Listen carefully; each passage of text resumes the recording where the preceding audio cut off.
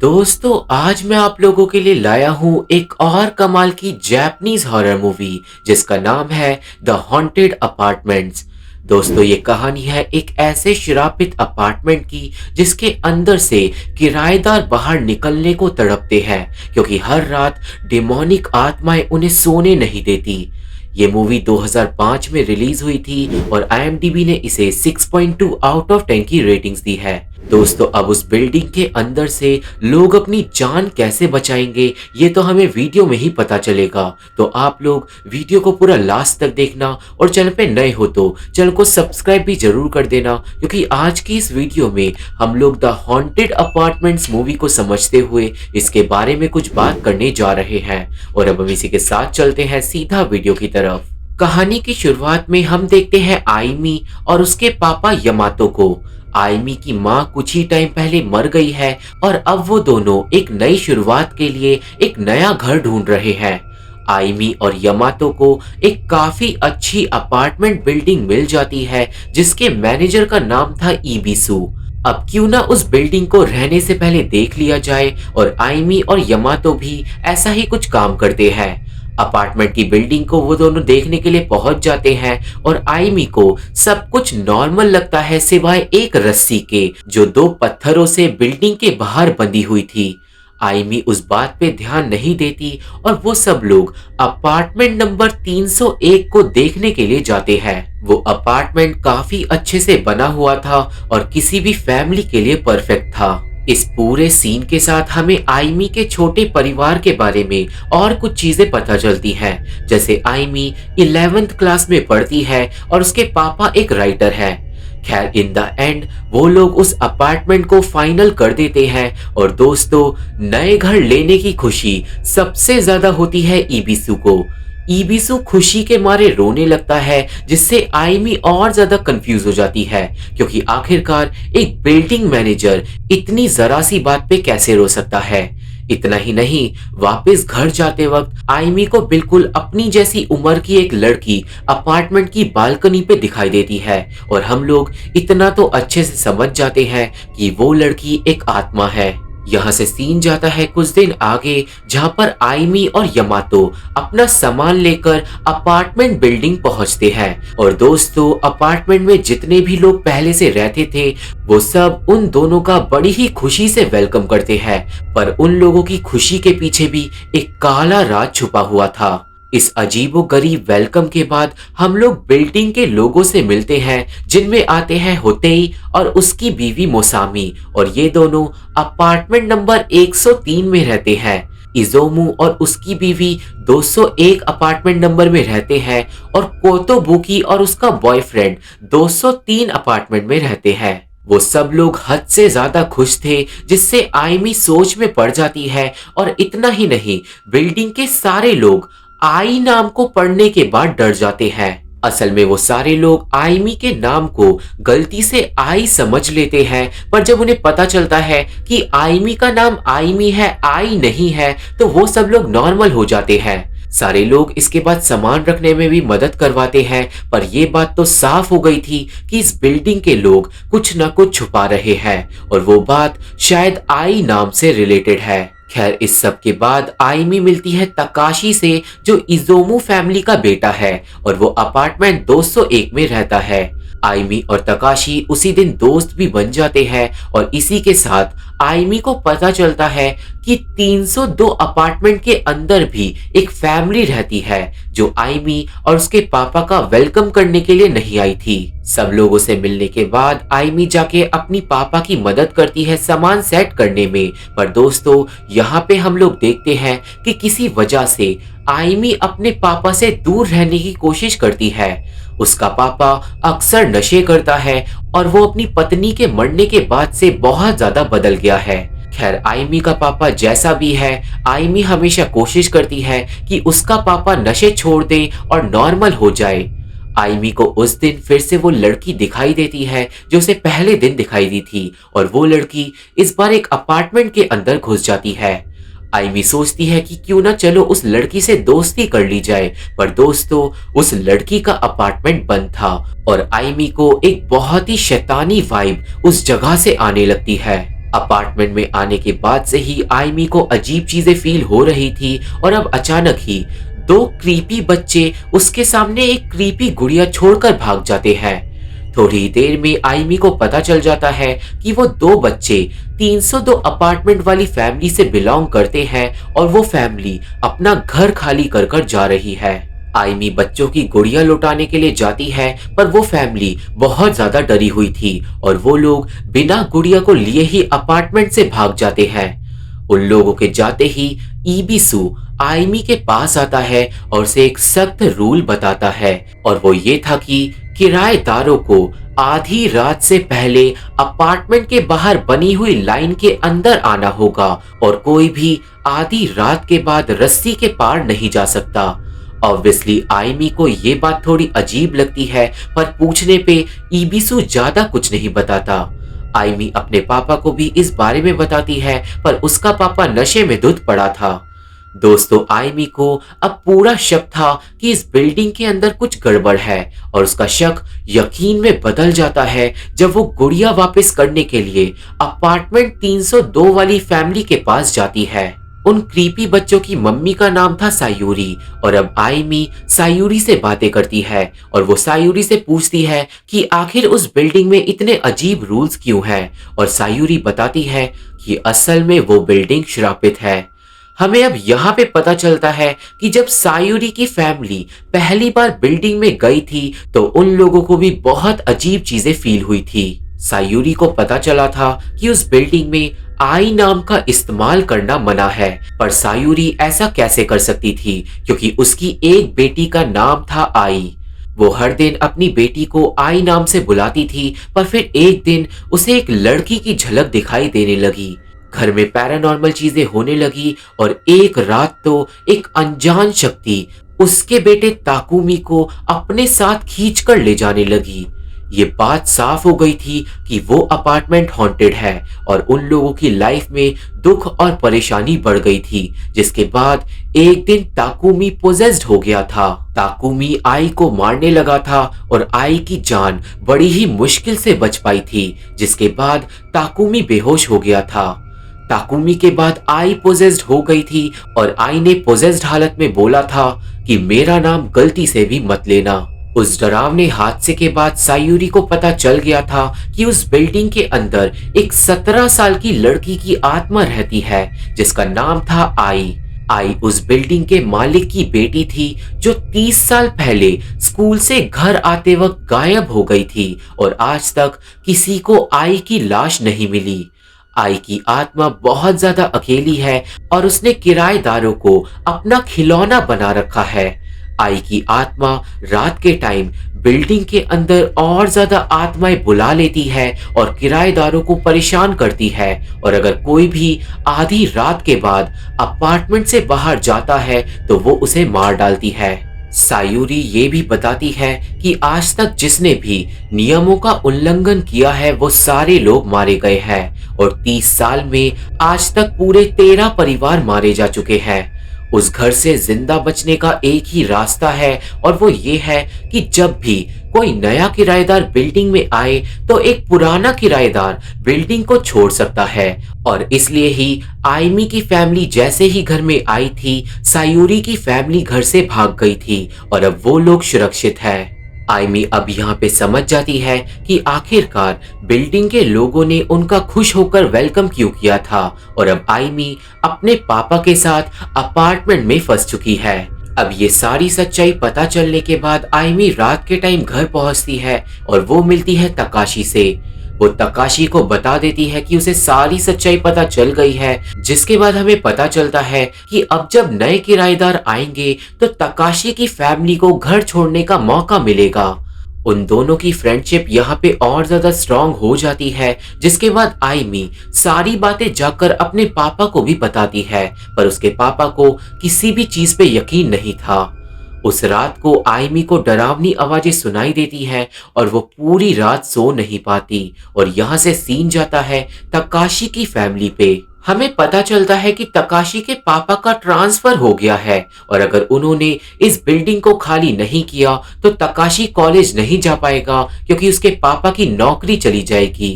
अब क्योंकि वो लोग श्राप की वजह से बिल्डिंग में से भाग नहीं सकते थे, तो वो सब बहुत ज्यादा परेशान हो जाते हैं। अगले दिन की शाम को हमें आइमी को दिखाते हैं, जो देखती है मोसामी को, और मोसामी कूड़े में से खाना निकाल रही थी। खैर, मोसामी आइमी को देखकर तुरंत भाग जाती है, जिसके बाद हमें पता चलता है कि मोसामी और होतोई सिर्फ नमक खाकर जिंदा रह रहे हैं, क्योंकि होतोई नाइट शिफ्ट करता था, पर श्रापित होने के बाद वो रात के टाइम घर से बाहर नहीं निकल सकता। मोसामी और होताई की इस कंडीशन के बारे में तकाशी आइमी को बताता है, और इतना ही नहीं, आइमी को पता चलता है कि कल तकाशी की फैमिली घर खाली कर रही है। इस बात से आइमी चौंक जाती है, पर तकाशी समझाता है कि अगर उसके पापा ने ट्रांसफर एक्सेप्ट नहीं किया तो उन लोगों की हालत भी मोसामी और होतेई की तरह हो जाएगी। तकाशी बोलता है कि वो लोग श्राप को चकमा देने की कोशिश करेंगे, और आइमी भी अपने दोस्त की जान के लिए प्रार्थना करती है। अगले दिन तकाशी की फैमिली बिल्डिंग से जाने लगती है, और सारे के सारे किराएदार बोल रहे थे कि वो लोग आधी रात से पहले मारे जाएंगे, सिवाय आइमी के। आइमी तकाशी पे भरोसा कर रही थी, और उसे लग रहा था कि शायद तकाशी इस श्राप को खत्म कर देगा, और वो तकाशी के जाने से पहले उसे एक गुड लक चार्म भी देती है। पर दोस्तों, अपार्टमेंट से निकलते ही तकाशी की माँ डरी डरी रहने लगती है, क्योंकि उसे लगने लगता है कि श्राप उन लोगों के पीछे आ गया है। इसके बाद तकाशी की फैमिली एक प्लान बनाती है, जिसके हिसाब से अगर वो लोग 12 बजे तक श्राप से बच जाएंगे तो शायद श्राप खत्म हो जाए। श्राप को चकमा देने के लिए तकाशी की पूरी फैमिली एक 24/7 रेस्टोरेंट में जाके बैठ जाती है, और आधी रात का इंतजार करने लगती है। पर जैसे जैसे आधी रात नजदीक आ रही थी, तीनों लोगों के पसीने छूट रहे थे। अब जैसे ही आधी रात होती है, रेस्टोरेंट की लाइट चली जाती है, और तकाशी के अलावा सारे के सारे लोग गायब हो जाते हैं। डरते हुए, घबराते हुए बेचारा तकाशी आगे बढ़ता है, और जल्दी ही उसे अपनी माँ की लाश फ्रीजर के अंदर मिलती है। तकाशी पूरी तरीके से कांपकर भागता है, पर उसी के सामने एक डिमोनिक एंटिटी उसके पापा को भी बुरी तरीके से मार डालती है। तकाशी अपने पापा की मौत से बुरी तरीके से सहम जाता है कि अब उसके सामने आ जाती है आई की आत्मा, जिससे बचकर अब वो भागता है। भागते भागते वो एक कंस्ट्रक्शन साइट पर पहुंच जाता है, पर आई की आत्मा उसका पीछा नहीं छोड़ती।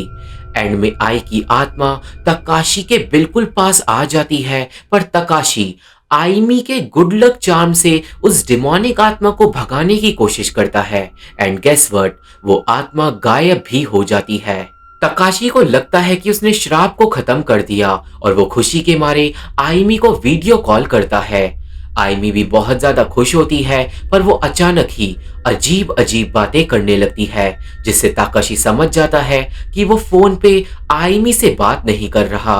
अब अचानक ही आइमी डिमोनिक हो जाती है, और वो डिमोनिक आत्मा तकाशी को भी मार डालती है। उस पूरे परिवार के मरने के बाद रेस्टोरेंट की लाइट वापस आ जाती है, और लोगों को मिलती है तकाशी के परिवार की लाशें। इस हादसे के बारे में अगले दिन न्यूज में खबर आ जाती है, जिसे सुनने के बाद यमातो को फाइनली श्राप की बातों पे यकीन हो जाता है। आइमी बहुत ज्यादा दुखी हो जाती है, और वो पूरा दिन कमरे से बाहर नहीं निकलती। ईसुबी अपनी बीमार पत्नी को ये बुरी खबर सुनाता है, और दोस्तों, ईसुबी की पत्नी आज थोड़ी खुश थी, क्योंकि अब जब नए किराएदार आएंगे तो वो लोग बिल्डिंग को छोड़ सकते हैं। ईसुबी भी खुश था, पर दोनों के ही अंदर एक सहमा हुआ डर था। हमें जल्दी ही पता चलता है कि ईसुबी एक सोल्जर रह चुका है, और एक बार युद्ध के दौरान उसने खुद की जान बचाने के लिए अपने दोस्तों को मरने के लिए छोड़ दिया था। ईसुबी के दोस्तों की आत्माओं को हर रात आई की आत्मा बुला लेती है, और वो डिमोनिक आत्माएं ईसुबी और उसकी पत्नी को हर रात टॉर्चर करती है। दोस्तों, अब उस दिन की रात को वो डिमोनिक आत्माएं ईसुबी की बीवी का गला दबाने लगती है। ईसुबी उन लोगों से रुकने के लिए बोलता है, क्योंकि उसकी बीवी ऑलरेडी बीमार थी, और उस टॉर्चर के बाद वो बेचारी बेहोश भी हो जाती है। अपनी बीवी की लाचार हालत देखकर ईसुबी रोने लगता है और दोस्तों उस बूढ़े कपल को हर रात ये टॉर्चर झेलना पड़ता है। अब यहाँ से सीन जाता है कोतोबुकी पे, जो अपने बॉयफ्रेंड को तकाशी के फैमिली के बारे में बताती है, जिसके बाद उसका बॉयफ्रेंड लड़ाई करने लगता है। असल में कोतोबुकी की वजह से ही उसका बॉयफ्रेंड इस बिल्डिंग में फंस गया था और अब उन दोनों को ही पैसों की बहुत ज्यादा तंगी है। खैर उस रात को बेचारी कोतोबुकी के साथ बहुत ज्यादा बुरी बुरी चीजें होती है, क्योंकि वो घर आने में बहुत ज्यादा लेट हो जाती है। 12 बजने ही वाले थे और रास्ते में बहुत तगड़ा जाम लगा था। कोतोबुकी अपनी जान बचाने के लिए नंगे पैर ही घर की तरफ भागने लगती है और उसको कूड़ेदान के अंदर भी छुपना पड़ जाता है, क्योंकि रास्ते में उसके पीछे पुलिस पड़ जाती है। एंड में कोतोबुकी घर का रास्ता ही भूल जाती है और उसका फोन भी खो जाता है। उसे लगने लगता है कि आज तो वो मारी जाएगी, पर 12 बजने में जब सिर्फ 4 मिनट बचे थे तभी उसका बॉयफ्रेंड साइकिल पर उसे बचाने के लिए आ जाता है। बॉयफ्रेंड अपनी पूरी जी जान लगाकर साइकिल चलाता है और वो लोग 12 बजने में जब 5 सेकंड बचे थे तभी घर के अंदर घुस जाते हैं। कोतोबुकी की फाइनली जान में जान आती है और वो फूट फूट कर रोने लगती है और सारे किराएदार भी बहुत ज्यादा खुश होते हैं सिवाय यामातो के, क्योंकि उसे कोतोबुकी और उसके बॉयफ्रेंड के बीच में जो प्यार था वो देखकर अपनी गलतियों का एहसास होने लगता है। यामातो उस रात को शराबों की बोतल्स को फेंक देता है और फैसला करता है एक अच्छा इंसान और एक अच्छा पापा बनने की। दूसरी तरफ हम मोसामी और होतोई को देखते हैं और वो दोनों अब बिना बिजली पानी के रह रहे थे।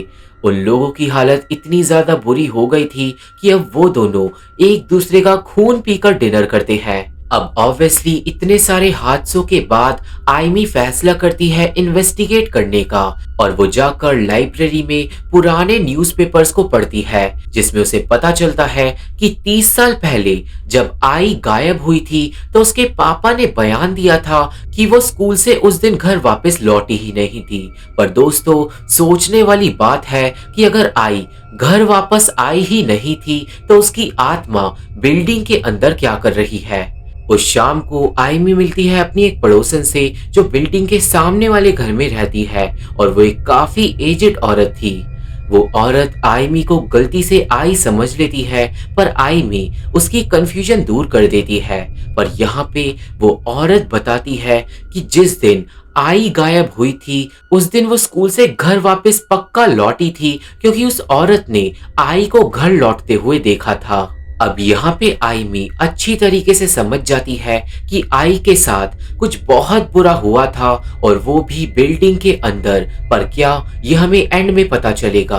अब यहाँ से सीन जाता है यामातो पे, जो अब फेमस होने के लिए इस भूतिया बिल्डिंग के बारे में आर्टिकल लिख रहा था, पर पता नहीं कैसे सारे के सारे किराएदारों को इस बारे में पता चल जाता है और वो लोग यामातो को रोकने के लिए आ जाते हैं, क्योंकि अगर दुनिया वालों को इस बिल्डिंग के बारे में पता चल गया तो कोई भी यहाँ पे रहने के लिए नहीं आएगा और सारे के सारे किराएदार कभी भी आजाद नहीं हो पाएंगे।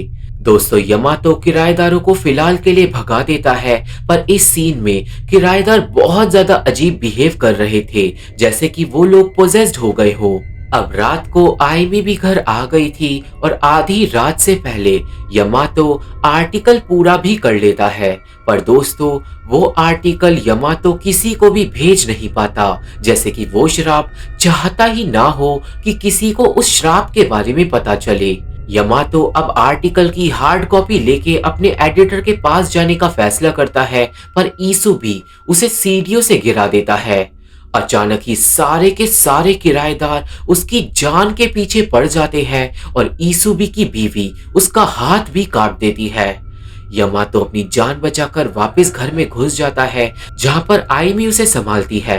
पर दोस्तों अब सारे के सारे किराएदार बाहर से गेट तोड़ने लगे थे और ये बात साफ हो गई थी कि वो लोग पोजेस्ड हो गए हैं, क्योंकि वो श्राप अपनी सच्चाई को किसी भी हालत में नहीं खुलने देगा। यामातो और आइमी अब अपनी जान बचाने के लिए अपार्टमेंट के अंदर आग लगा देते हैं और खिड़की से बाहर कूद जाते हैं, इससे पहले किराएदार गेट तोड़कर अंदर घुस पाए। बिल्डिंग के बाहर गिरने के बाद आयमी अपने पापा को भागने के लिए बोलती है और वो वादा करती है कि 12 बजने से पहले वो इस शराब को खत्म करने का रास्ता ढूंढ निकालेगी, क्योंकि अब कहीं ना कहीं आयमी को समझ आ रहा था कि आई की आत्मा आखिर चाहती क्या है। अपनी बेटी की बात मानकर यमातो अब भाग जाता है और आयमी जाती है वापस बिल्डिंग में। वो चाबियां चुरा कर पहुंचती है उस अपार्टमेंट में जहां पर आई रहा करती थी, और वो जगह अब पूरी तरीके से खंडर बन चुकी थी। आयमी घबराते हुए आगे बढ़ती है और अब उसे अपने आसपास आई की आत्मा दिखने लगती है। आयमी को अचानक ही अपार्टमेंट के अंदर बहुत सारी आत्माएं घेर लेती है, पर आयमी सब लोगों को समझाती है कि वो आज आई की आत्मा की मदद करने के लिए आई है, और ये सुनते ही सारी की सारी आत्माएं गायब हो जाती है। आयमी को दीवारों के अंदर से आवाजें आने लगती है और उसे जल्दी ही एक खोखली दीवार मिल जाती है। और अब तक तो आप लोग भी समझ गए होंगे कि दीवार के अंदर क्या होगा। खैर, आयमी दीवार को तोड़ती है और से मिल जाती है आई की 30 साल पुरानी लाश।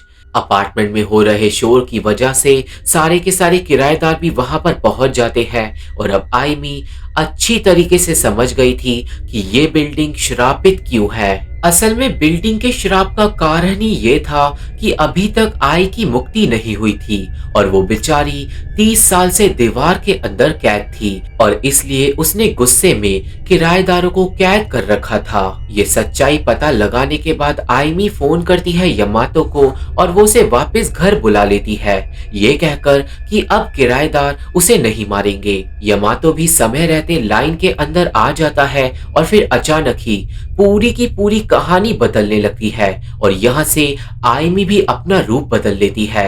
आयमी यमातो को गुस्से से बोलती है कि उसे ऐसे काम नहीं करने चाहिए जिससे लोगों को तकलीफ हो। यमातो भी अपनी बेटी से माफी मांगने लगता है जैसे उसने कुछ गलत काम किए हो, पर क्यों ये आप लोग सोच भी नहीं सकते।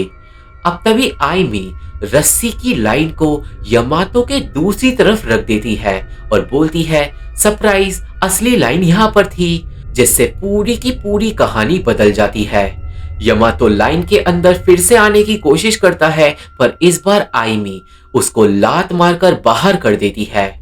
आधी रात तभी हो जाती है और आयमी के सामने ही वो डिमोनिक आत्मा उसके पापा को बुरी तरीके से मार डालती है। यमातो के मरने के बाद आयमी के सामने अब आई की आत्मा अपने असली रूप में खड़ी थी, और आयमी अपने पापा की मौत से बहुत ज्यादा खुश थी। और अब यहाँ पे खुलेगा कहानी का असली राज। हम लोगों को पता चलता है कि यमातो कई बार नशे की हालत में आयमी का रेप कर चुका है, और आयमी ये दुख झेलती रहती थी क्योंकि वो अपने पापा को ठीक करना चाहती थी। पर दोस्तों, आयमी का दुख आई की आत्मा समझती थी और वो हर रात उसका साथ देती थी। हमें ये भी पता चलता है कि 30 साल पहले आई के साथ भी ये सब होता था, पर एक दिन उसके पापा ने उसे गुस्से में मार दिया था और उसकी लाश को दीवार में चुन दिया था, और यही रीजन था कि आई आयमी का और आयमी आई का दुख समझ पाई। इस मूवी के कंक्लूजन में आयमी ने आई को दीवार से निकालकर शराब से मुक्त कर दिया, और आई की आत्मा ने यमातो को मारकर आयमी को आजाद कर दिया। इसके बाद आई की आत्मा खुशी खुशी गायब हो जाती है और सारे के सारे किराएदार अगले दिन ही घर छोड़कर भाग जाते हैं, सिवाय आयमी के। आयमी फैसला करती है कि वो हमेशा इस बिल्डिंग के अंदर ही रहेगी और वो आई का साथ कभी भी नहीं छोड़ेगी, और यहीं पे मूवी खत्म हो जाती है।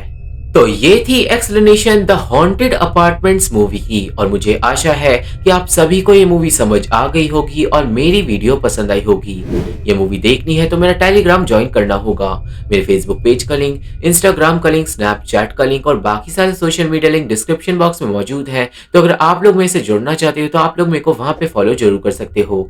वीडियो पसंद आई हो तो वीडियो को लाइक करके और चैनल को सब्सक्राइब करके हमारा सपोर्ट जरूर करना, क्योंकि इन्हीं चीजों से हमें हेल्प मिलती है। और मैं आप लोगों से मिलता हूँ अपनी अगली वीडियो में, तब तक के लिए थैंक यू, बाय बाय।